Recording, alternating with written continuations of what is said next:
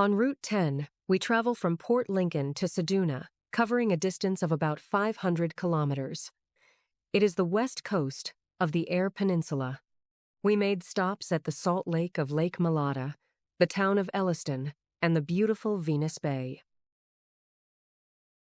Lake Malata is a huge seasonal salt lake located 46 kilometers north of Coffin Bay.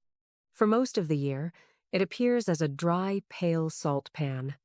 When it does hold water, it becomes a temporary wetland supporting bird life and hardy salt-tolerant vegetation.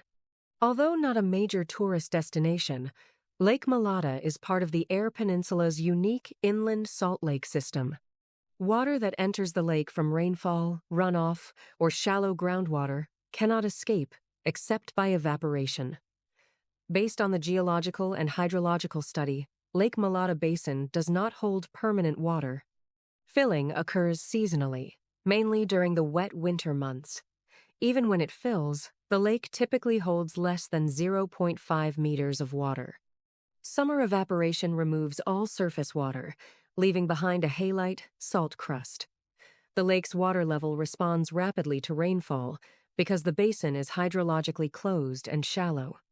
As water evaporates, dissolved minerals remain behind and forming salt crusts, gypsum layers, evaporite minerals. This provides an important habitat for migratory and local bird species when wet. Lake Malata is a beauty because it offers an aesthetic landscapes with white salt flats against red soils and blue skies.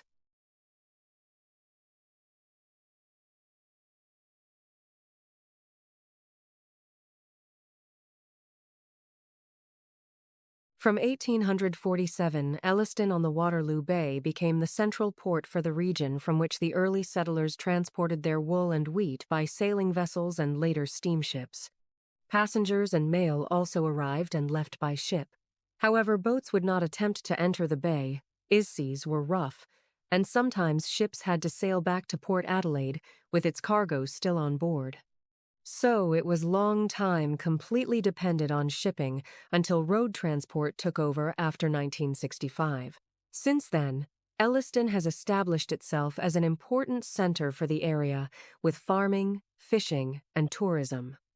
The Elliston Jetty heritage listed because of its steel pylons screwed directly into the sea floor using a horse-drawn winch. The 424-meter jetty is great for a walk or fishing. The name Venus Bay was given to the bay by a French expedition under Nicolas Baudin. This was apparently after George Bass's trading ship, the Venus, in 1800. Venus Bay has become a popular holiday retreat for people from Melbourne. The small town has a shopping strip, caravan park, and a restaurant. To the west of Venus Bay, behind the Wayland Drive, you can walk the South Head Walking Trail. This is a great 2-hour trail to watch for local marine life, with vantages over the Great Australian Bight, giving you the chance to spot dolphins, sea lions, and from May to October, you can spot southern right whales as they migrate west to the Great Australian Bight.